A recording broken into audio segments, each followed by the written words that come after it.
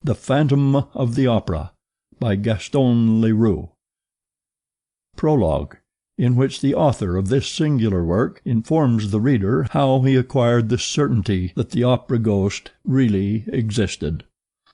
The opera ghost really existed. He was not, as was long believed, a creature of the imagination of the artists, the superstition of the managers, or a product of the absurd and impressionable brains of the young ladies of the ballet, their mothers, the box-keepers, the cloak-room attendants, or the concierge.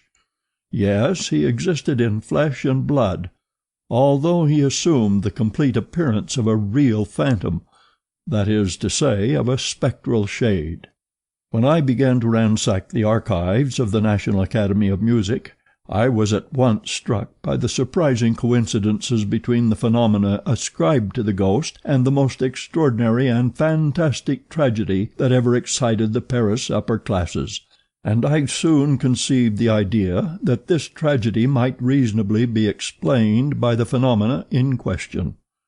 The events do not date more than 30 years back, and it would not be difficult to find at the present day, in the foyer of the ballet, old men of the highest respectability, men upon whose word one could absolutely rely, who would remember as though they happened yesterday the mysterious and dramatic conditions that attended the kidnapping of Christine Daae, the disappearance of the Vicomte de Chagny, and the death of his elder brother, Count Philippe, whose body was found on the bank of the lake that exists in the lower cellars of the opera on the Rue Scribe side. But none of those witnesses had until that day thought that there was any reason for connecting the more or less legendary figure of the opera ghost with that terrible story.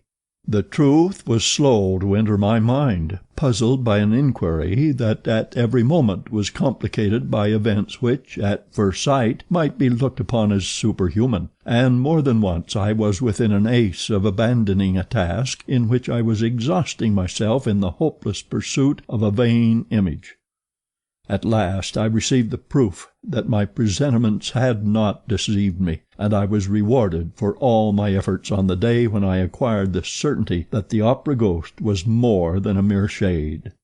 On that day I had spent long hours over the memoirs of a manager, the light and frivolous work of the too sceptical Moncharmin, who, during his term at the opera, understood nothing of the mysterious behavior of the ghost, and who was making all the fun of it that he could at the very moment when he became the first victim of the curious financial operation that went on inside the magic envelope. I had just left the library in despair when I met the delightful acting manager of our National Academy, who stood chatting on a landing with a lively and well-groomed little old man, to whom he introduced me gaily. The acting manager knew all about my investigations, and how eagerly and unsuccessfully I had been trying to discover the whereabouts of the examining magistrate in the famous Chagny case, Monsieur Faure. Nobody knew what had become of him, alive or dead,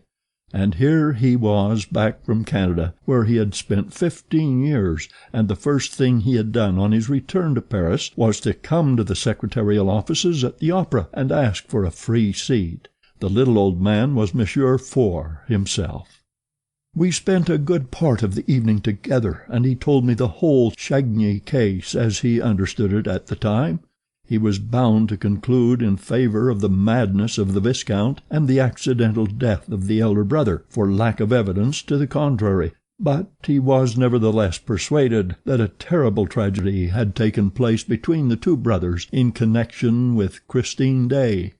He could not tell me what became of Christine or the Viscount. When I mentioned the ghost, he only laughed. He too had been told of the curious manifestations that seemed to point to the existence of an abnormal being residing in one of the most mysterious corners of the opera, and he knew the story of the envelope, but he had never seen anything in it worthy of his attention as magistrate in charge of the Chagny case, and it was as much as he had done to listen to the evidence of a witness who appeared of his own accord and declared that he had often met the ghost. This witness was none other than the man whom all Paris called the Persian, and who was well known to every subscriber to the opera. The magistrate took him for a visionary.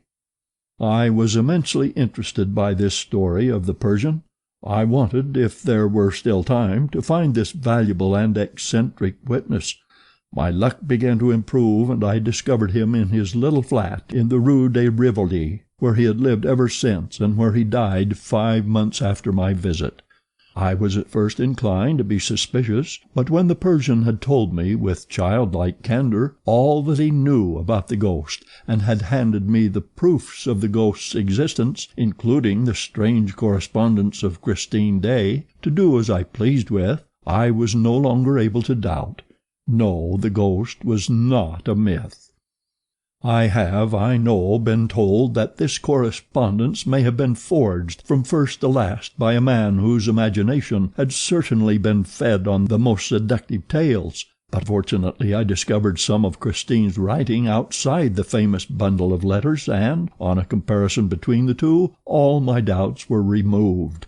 I also went into the past history of the Persian, and found that he was an upright man, incapable of inventing a story that might have defeated the ends of justice. This, moreover, was the opinion of the more serious people who, at one time or other, were mixed up in the Chagny case, who were friends of the Chagny family, to whom I showed all my documents, and set forth all my inferences.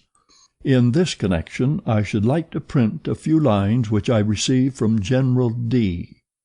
Sir, I cannot urge you too strongly to publish the results of your inquiry. I remember perfectly that, a few weeks before the disappearance of that great singer Christine Daae, and the tragedy which threw the whole of the Faubourg Saint-Germain into mourning, there was a great deal of talk in the foyer of the ballet on the subject of the ghost, and I believe that it only ceased to be discussed in consequence of the later affair that excited us all so greatly. But if it be possible, as, after hearing you, I believe, to explain the tragedy through the ghost, then I beg you, sir, to talk to us about the ghost again.